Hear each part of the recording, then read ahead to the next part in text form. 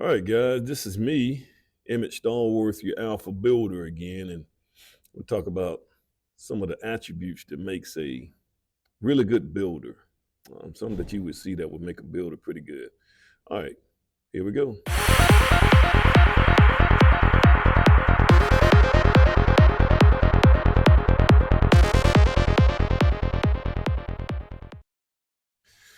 All right, let me see. So I got a little list here.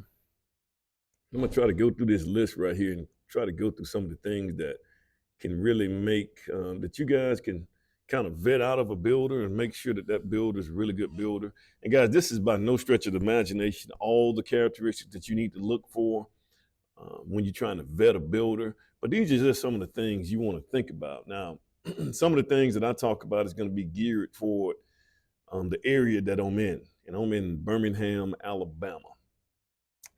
And in Birmingham, Alabama, of course, we have to have a home builder's license in order to build a structure, a residential structure over any kind of improvements over $10,000. You have to have a home builder's license. So I'm going to be talking about what makes a good builder probably in that area. Now, the first item, and let's get this understanding too, guys.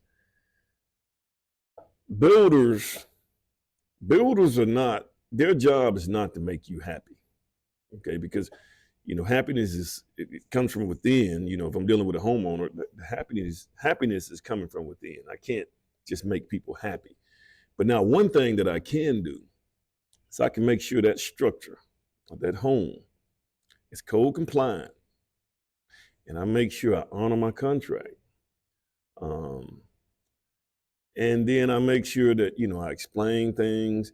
But the number one thing that you got to make sure is that that structure is code compliant, which means that if it's code compliant, that means that structure is safe according to that municipality that you're in. And here's the thing, guys: if you're building something just strictly by the code, now, because you want to go above and beyond the code, but you got to make sure it at least meets the minimum code. But now, as a builder, you want to make sure that it's a little bit, but not a little bit, but you want to make sure that you exceed the code, or you exceed it. So that's one thing you want to think about. So we're not here as builders to make people happy. Just because I make a couple of homeowners really really happy, I'm not. Not if you actually do a good job at what you do, and typically, guys, builders doing a good job, it's going to be things that the homeowner is not going to see. They're not going to see the things that happen behind the walls. The things that they see, like the cosmetic type things, you know, those things, you know, that really doesn't have anything to do with the code. But a good builder is going to make sure that that structure is built and it's code compliant based on the things that happen that the homeowners can't really see. Like I said, the structure of the house, the roughs, the MEP roughs, and things of that nature. All right. So, one thing that makes a really good builder, I would say the first attribute that I would look for in a builder is I would try to make sure that builder belong. Here's the thing: he's always learning. He, she, they always in a capacity to learn their trade, learn their craft. And typically, the way you can find out whether or not a builder is always in a capacity to learn is that they are members of the local home builders association. Now, we have what they call the National Association of Home Builders. And then in your particular state, like in Alabama, we're going to have the Alabama Association of Home Builders. And then in your particular area, like we're in the Birmingham area, which have like Hoover, Vestavia, and all the little areas, just all the little municipalities is in the Birmingham area. We call it the Greater Birmingham Association of Home Builders. And typically now, when you join the Greater Birmingham, like I'm a member of the Greater Birmingham Association of Home Builders, but when you join that association, you by default become a member of the State Association of Home Builders as well as the National Association of Home Builders as well. So, and typically that usually costs about between $800 to $1,000 to become a member. But if you become a member That means that you're surrounded, and you go to the meetings, and you're surrounded by the all the all the builders for the most part in that area. And most of those builders, as part of the Home Builders Association, they're going to be very savvy. And some of those builders, as a matter of fact, they join what they call the builders group. Now, I've noticed that the home builders that have, like, they're just not your regular custom builders. They have just went to the next level, like almost to the next level. Of course, I haven't done this, but those builders who actually went to the next level as far as production, like the really production builders that build a lot, they're very savvy when it comes down to the business side of building. So it's one thing to be able to build, but then you have to also master the business side of building. Those guys all belong to the Builders 20 group. I think that's the name they call it. And what they do is they pair those builders up on a national level with builders, someone that's not in their competition region. They're not competing against this builder in their region. So they go learn on a national scale how to actually build and master the business side of building. So, typically, if you see a builder that's part of the home builders, your local home builders association, and then they also join the Builders 20 group, typically those builders they're going to be very savvy, and they're going to understand their game. And when it comes down to home building, okay, so that's one thing. Make sure they're always surrounded by always learning. So they need to be surrounded by people that's learning, but they also got to be the type of person who's always looking to get better. They always are mastering their trades, and they're learning what the other subcontractors and suppliers are supposed to be doing or looking at. When you got a builder that does that makes it, that builder is probably going to be a pretty good builder. They're always looking to get better, master what they do, always looking into technology, trying to learn, and the new technologies that's coming out. Those builders are very savvy. There's a lot of energy things that's going on now, new products that's going on now. These builders are not afraid to take a chance to try to utilize some of this new technology. And so that's kind of, as a matter of fact, guys, here in Alabama, because they want the builders to always be learning and always in a process of learning, they require now, in order to get your home builder's license, because you get a home builder's license issued each year. So each year you have to pay, and you get your license renewed every year. Well, in order to get your license renewed, you have to show that you have some continuing education units, which in the state of Alabama, we have to have 6 continuing education units, which that's about 3 classes that we usually have to take just to make sure we stay on top of things when it comes down to our learning, our knowledge of building.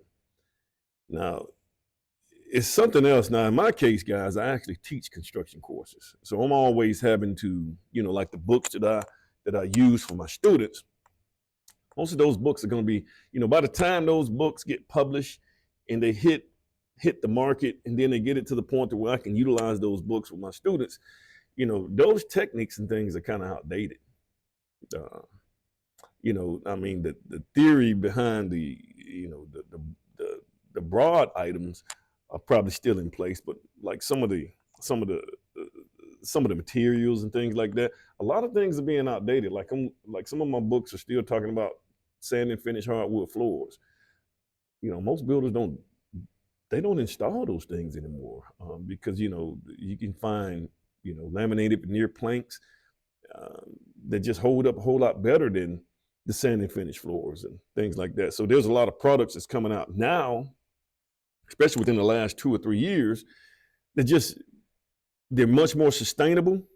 They work better. So you got to, as a builder, you got to stay on top of these things. You got to stay on top of making sure that you're staying current, and especially the products that you're using in the homes that you build.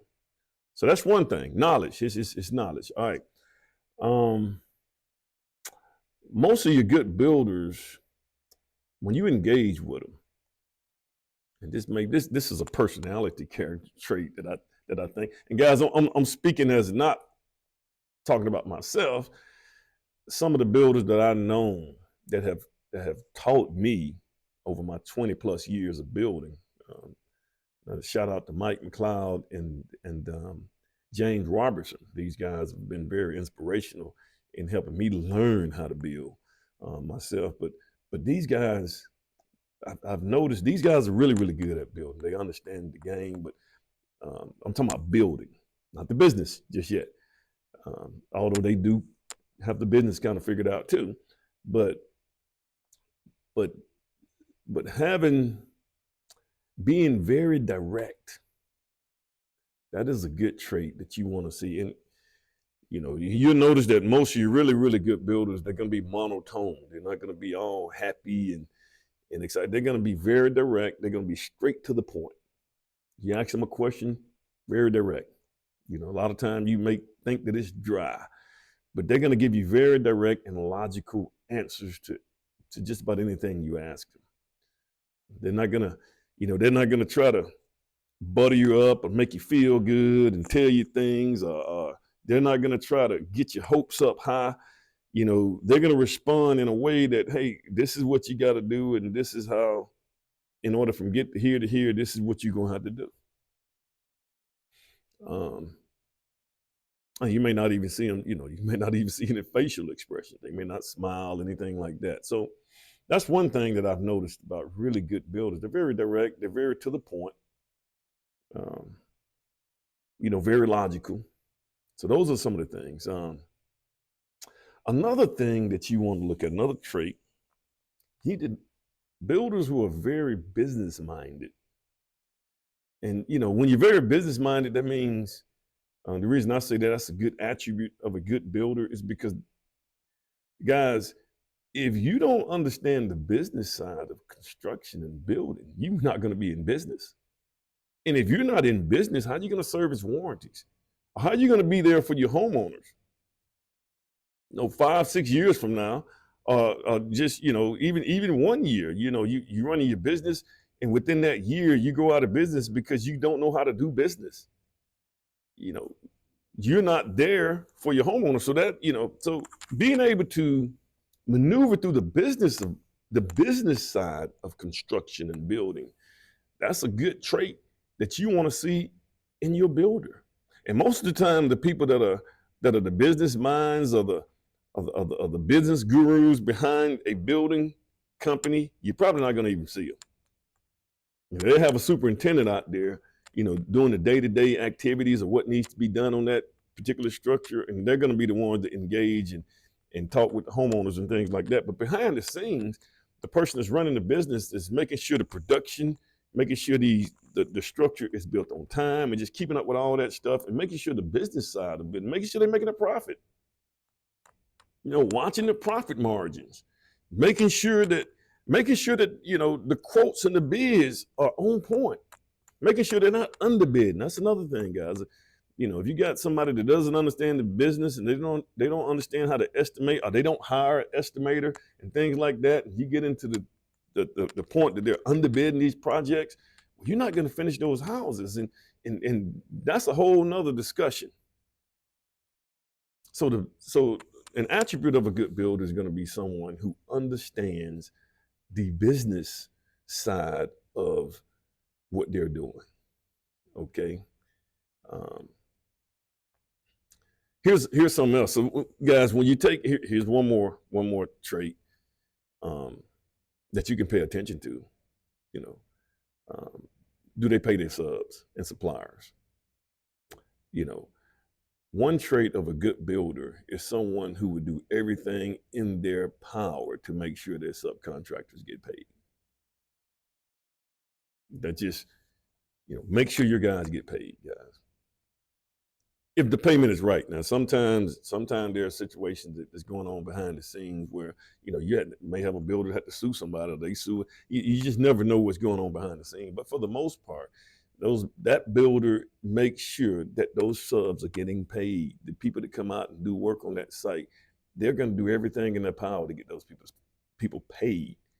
to entirety. It may take a little longer sometimes. You know, guys, I did a video prior to this one right here about debt. You know, builders do incur debt, and sometimes things beyond their control, they get themselves into a bind. And but at the at the bare minimum, those builders need to make sure everybody gets paid. Um, so these are some of the things that I think that are good traits that you want to have. And guys, there's probably more traits that you can think of. And if if you come up with some, you guys can always comment, let me know what you think. But I think that these are some of the things, if you're a homeowner and I'm gonna tell you something else too, guys. Guys, if I was not a builder, if I was not a contractor, home builder, and I didn't, and I was just kind of working a job, I would not volunteer to build my own house. I just wouldn't do it. It's a lot of work. There's a lot of stuff. I would hire somebody to do that, man. It's just too much work. And so, this is something that you want to keep in mind when you go out there because when you go out there and you pick a builder, a home builder, you want to, and also here's another thing, guys, everybody don't get along with everybody. So you gotta, if you get a gut feeling that it's probably not, this is probably not the right person for you, then you may want to try something else. Try another person. Try another home builder. I think in today's market, I think that homeowners, especially if you're doing custom jobs, if you're gonna do a custom job, I think that homeowners should go out and find somebody they can trust first. Find that person, vet them, look at some of these traits I just got finished talking about. You can also get referrals too, get referrals. I think that's one of the main things. But, trust that person first and then have them to quote it and then kind of work with that person throughout the process. There's a lot of moving pieces in order just to start. So you guys, let me know what you think. Once again, guys, hit your thumbs up, a thumbs down button, hit the little bell. I think there's a little bell somewhere around there that you can hit. That helps increase the algorithm, try to get this information out to more people. And like, share, comment, subscribe. And you guys have a good day. And thanks for joining in.